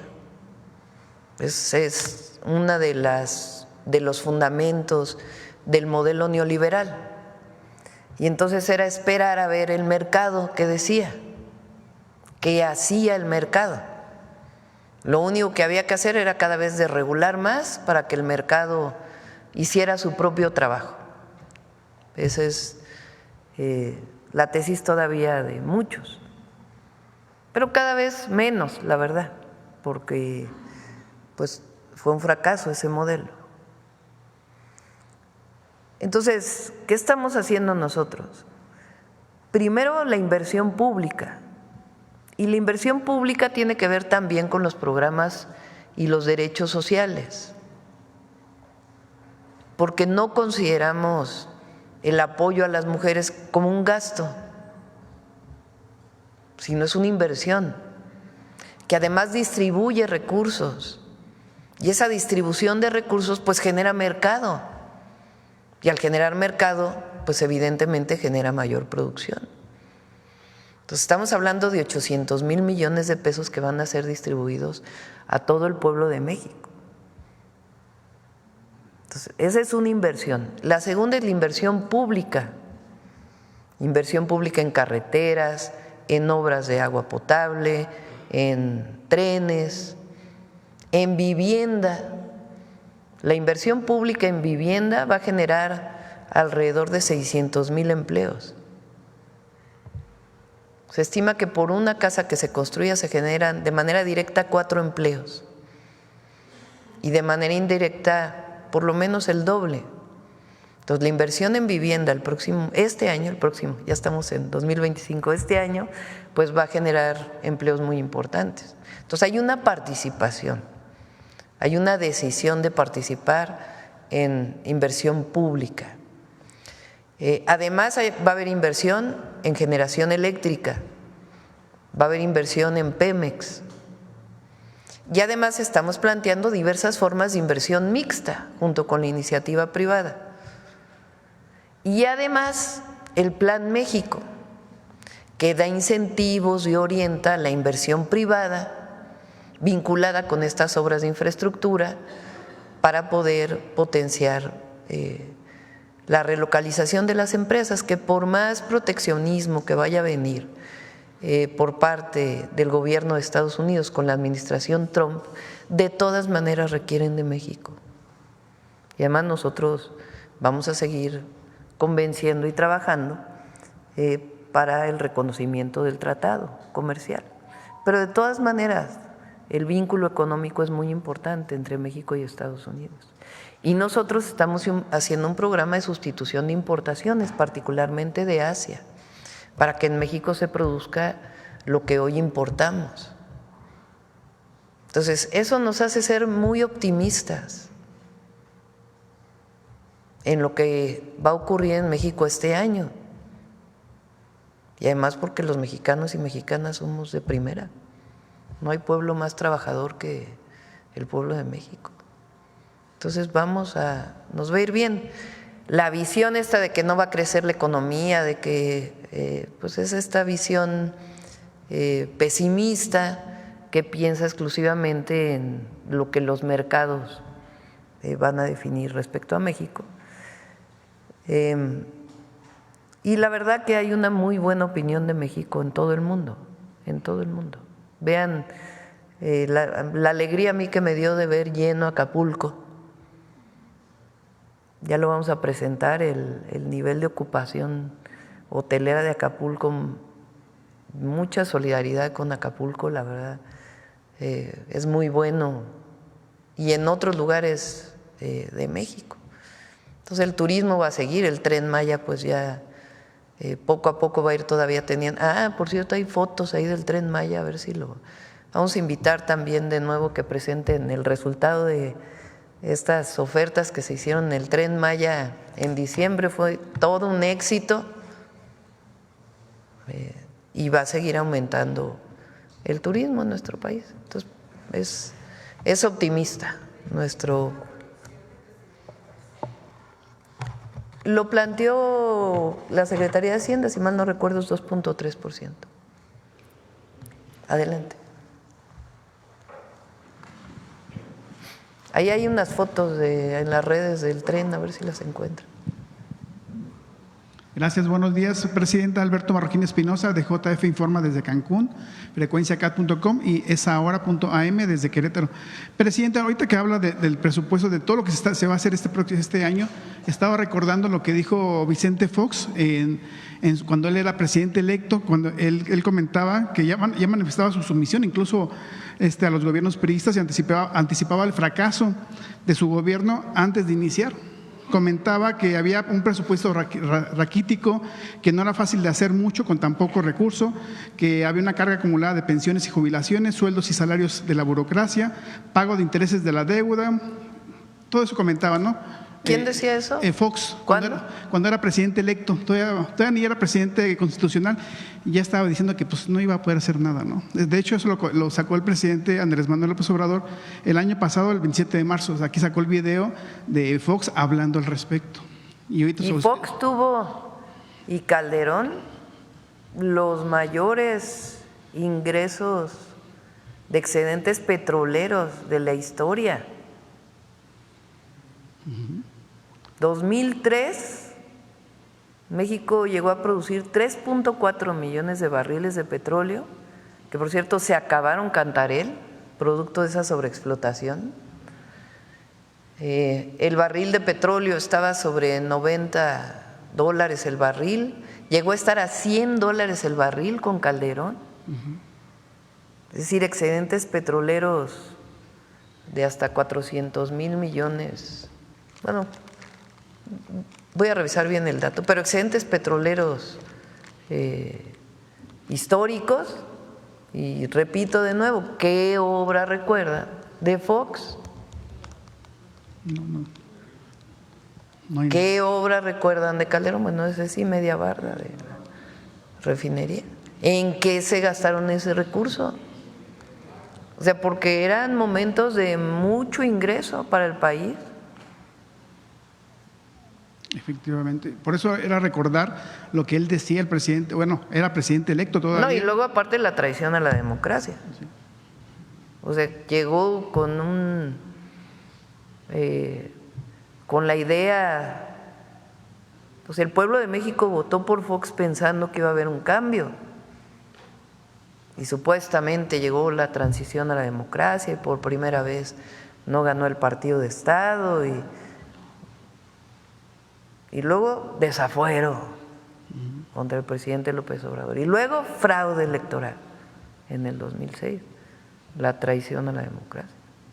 Efectivamente. Bueno, Presidenta, y en materia de seguridad, ahora que comentaba el año pasado, el 30 de diciembre, sobre que va a haber esta reunión histórica con los presidentes municipales y gobernadores del país, hay un tema también que sería importante de tocar, el tema de la seguridad de las policías municipales, porque de acuerdo a estándares internacionales, las policías municipales en su gran mayoría no tienen el número de policías que deberían de tener en materia de seguridad. Entonces eso como que hace también que la Guardia Nacional se tenga que desviar un poquito o atenderlos o reforzarlos a veces a los municipios.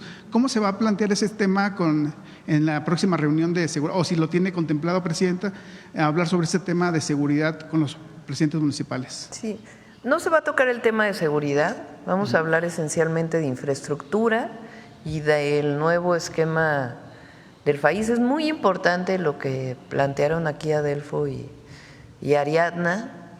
Se están destinando, además del propio incremento que tiene el recurso que se destina a pueblos originarios y afromexicanos, por las distintas acciones que estamos haciendo, Recuerden que en pueblos originarios la pensión Mujeres Bienestar viene de 60 a 64. Pero además son casi 13,000 millones de pesos que por primera vez en la historia se destinan a obras de infraestructura social a los pueblos. Y tiene que crecer, tiene que ir creciendo ese recurso año con año. Pero iniciamos pues cumpliendo con la reforma constitucional para beneficio de los pueblos originarios, con este presupuesto adicional de cerca de 13,000 millones de pesos para obras de infraestructura social. Lo comentaba también porque ahorita que hablaban del tema del fentanilo, a veces hay un sector muy vulnerable que son las escuelas secundarias y preparatorias en el país, que alrededor de las escuelas normalmente los captan, a veces es la forma como que inician los jóvenes en este tema de drogadicción, del alcoholismo. Digo, sabemos que el fentanilo pues todavía no está llegando a esos lugares, ¿no? Pero es como que atender las causas desde ahí, ¿no? Desde las escuelas, porque es donde a los alrededores es lo que hemos observado, sobre todo yo en Querétaro que vivo. He observado ese tipo de situaciones que ahí donde inician, ¿no?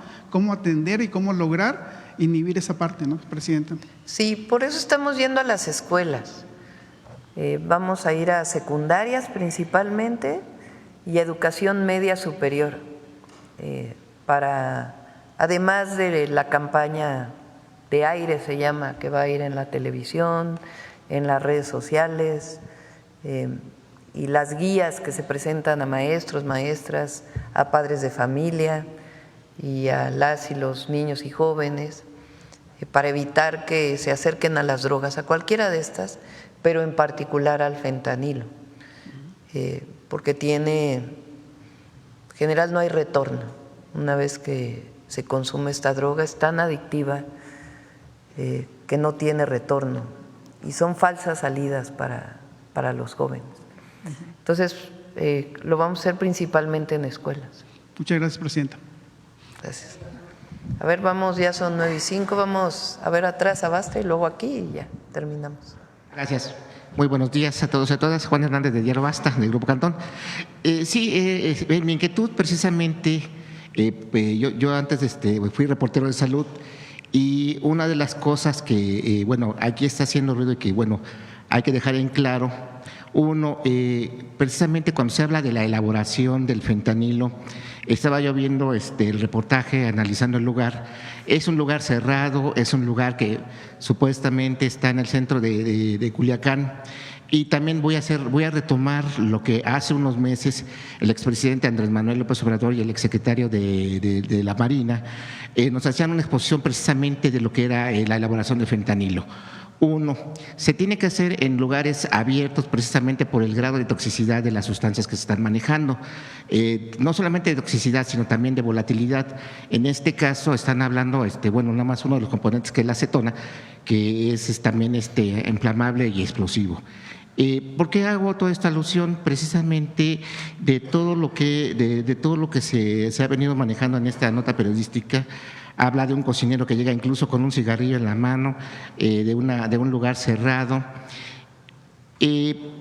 Aquí precisamente que me gustaría que alguno de los especialistas, o en este caso quien nos expuso de la elaboración, el simple hecho de haber llegado a un lugar cerrado, a un lugar sin la protección, ¿qué tipo de protección tendría que haber utilizado en este caso la reportera o el reportero o el fotógrafo precisamente para tomar las fotografías? Estamos hablando de una careta industrial, una mascarilla industrial para filtrar los gases. Eso es por un lado. Por el otro, estamos hablando cuando hablamos de las mucosas, estamos hablando de nariz, estamos hablando también de lo que es los ojos, estamos hablando de protección, especial. Estamos hablando aquí de una fabricación de gas, con una alta concentración de gases muy tóxicos. Hablábamos incluso de la piel, realmente es tomar a la ligera un tema muy delicado como es la elaboración de una droga potente. Y estamos hablando también de un lugar, estamos hablando de la mitad de la ciudad, ¿sí nos podrían especificar de manera científica y de salud O sea, ¿por qué no podría elaborarse fentanilo pues en una zona tan cerrada, en una zona muy habitada?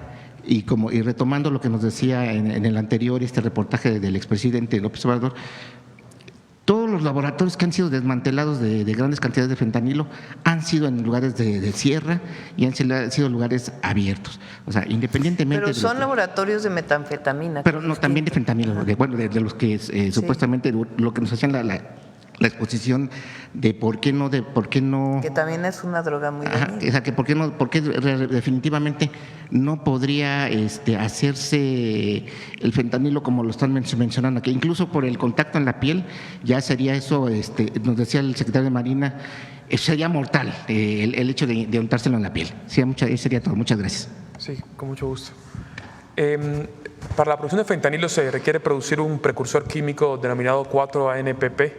Este precursor químico se elabora mediante un proceso complejo de síntesis química que emite vapores, y esos vapores resultan ser tóxicos para el operador. Es por eso que es imprescindible que el operador tenga un equipo de protección personal profesional. Ese equipo de protección personal incluye máscara y un sistema de ventilación que evita la entrada de los vapores en el contacto no solamente con la vía respiratoria, sino con las mucosas. Como usted lo acaba de decir, es poco creíble que en una cocina doméstica se puedan producir este tipo de sustancias, y el sistema de extracción para los vapores que se generan en la producción del 4-ANPP, como pueden ver, era un pequeño ventilador doméstico que no tiene capacidad de extracción de los gases propios de la síntesis química. Sí, claro. O sea, todo el mundo que esté alrededor de la producción de un vapor tóxico está en riesgo, y no existe tampoco, fisiológicamente hablando, un proceso adaptativo de tolerancia, técnicamente se llama de taquifilaxia, a la exposición de un vapor tóxico. La última.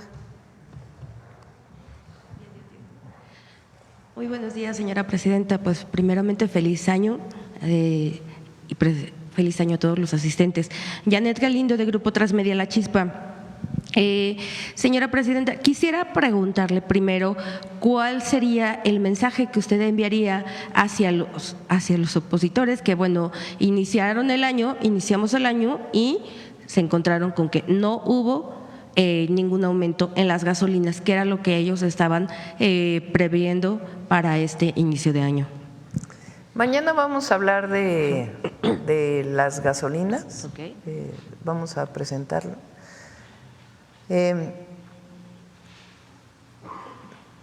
No tienen nada de fundamento las críticas que hacen. Por eso les digo, en vez de… ¿Por qué no inician un proceso de autocrítica?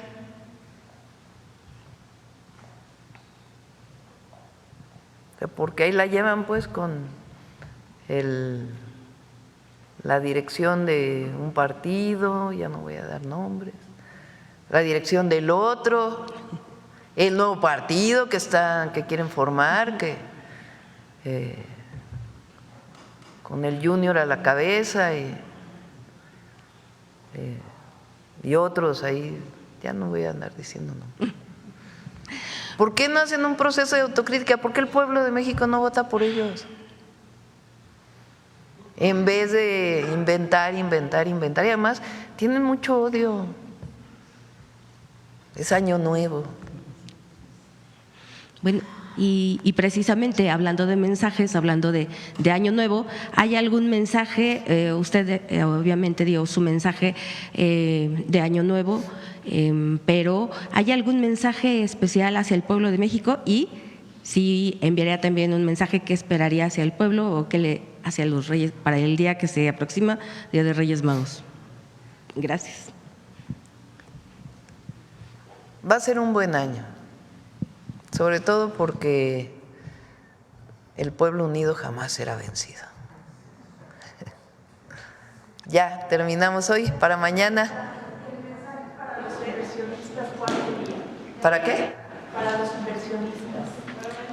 Que pueden invertir en México, que hay certeza jurídica, certeza de todo tipo y además un pueblo trabajador. ¿Qué pedimos? Que generen bienestar, porque no es como en el pasado, que es nada más inversión extranjera directa, inversión nacional, sino lo que queremos es el bienestar del pueblo de México. Y ese, entre todas y todos, lo vamos a lograr. Ahora sí, mujeres en la historia. Ahí está, pero hay unas donde se ve el tren, a ver si…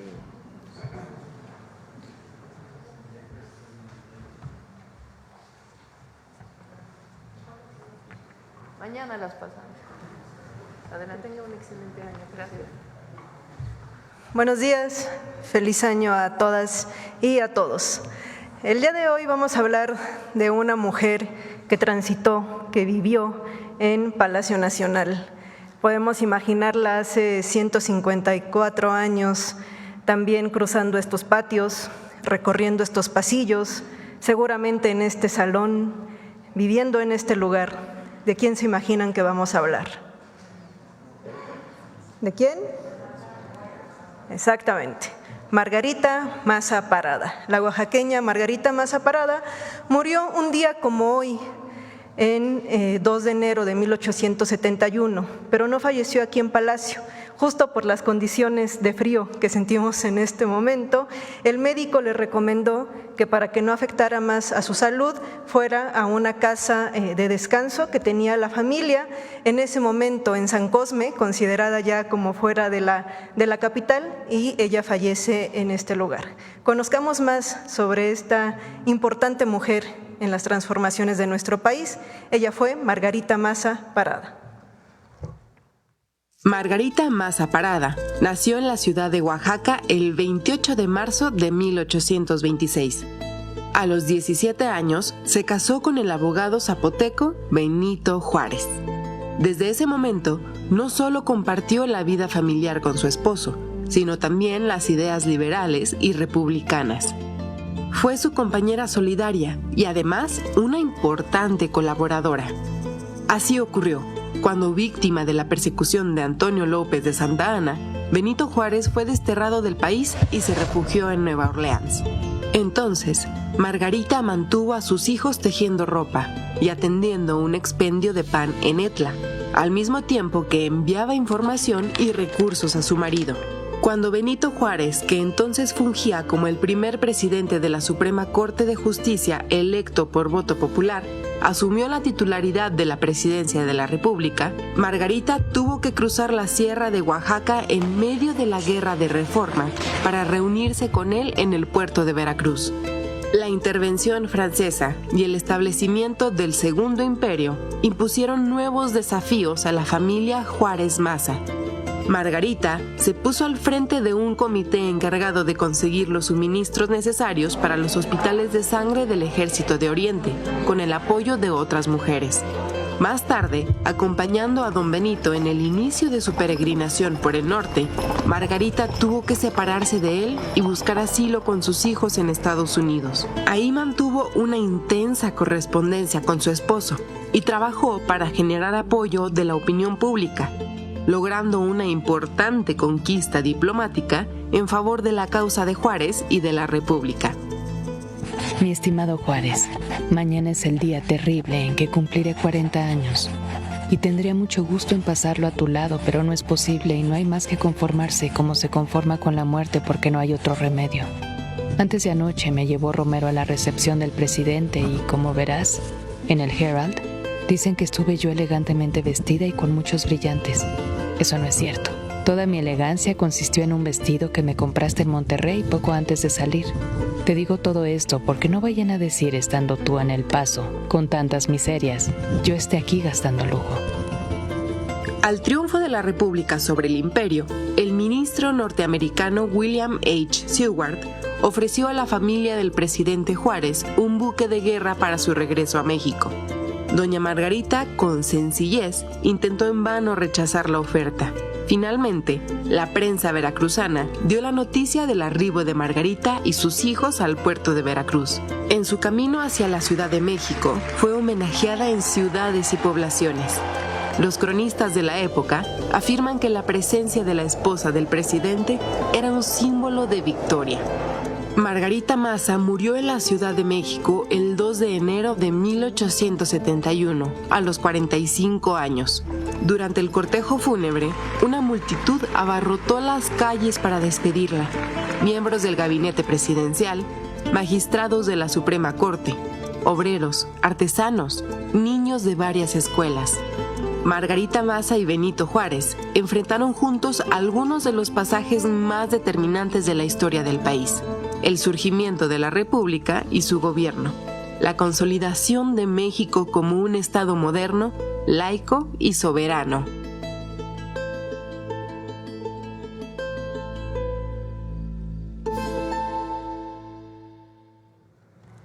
Así es, a Margarita le tocó vivir, pues básicamente los procesos convulsos del siglo XIX de nuestro país. Le toca enfrentarse a las intervenciones extranjeras, la Guerra de Reforma, el Segundo Imperio, la República restaurada. Ella muere a los 44 años de edad, casi cumplía los 45, nace un 28 de marzo de 1826, es decir, que el siguiente año estaremos conmemorando el bicentenario del natalicio de Margarita Maza Parada. Por lo tanto, va a ser un muy buen momento para que recuperemos su historia, que como podemos dar cuenta, no solamente fue la compañera de Juárez, sino podemos incluso pensar en ella como una mujer diplomática. Su presencia en Estados Unidos da el reconocimiento de este gobierno cuando estaba el Segundo Imperio. Además, le toca vivir las vicisitudes de una mujer mexicana enfrentándose a estas guerras, como las pérdidas de sus hijos por el frío en Nueva York mientras estaba en el exilio. Es muy recomendable que leamos la correspondencia que mantuvo con Benito Juárez. Podemos dar cuenta de sus pensamientos, de sus sentimientos y sobre todo de ese dolor también como mujer, como madre, pues al enfrentar la pérdida de sus hijos. Los funerales también tuvieron como característica la forma en la que ella vivió, con sencillez, muy modesta. El funeral se lleva a cabo en Serapio Rendón, la calle, en San Cosme, es decir, pese a que era mujer de Estado, su funeral se da de una manera muy sencilla y bueno, y actualmente sus restos descansan en el actual Museo Panteón de San Fernando, donde les digo, seguramente el siguiente año habrá importantes conmemoraciones por el bicentenario de su natalicio. Les deseo otra vez que tengan todos excelente año 2025. Gracias. Feliz año a todos y todas. Nos vemos mañana. Buen día.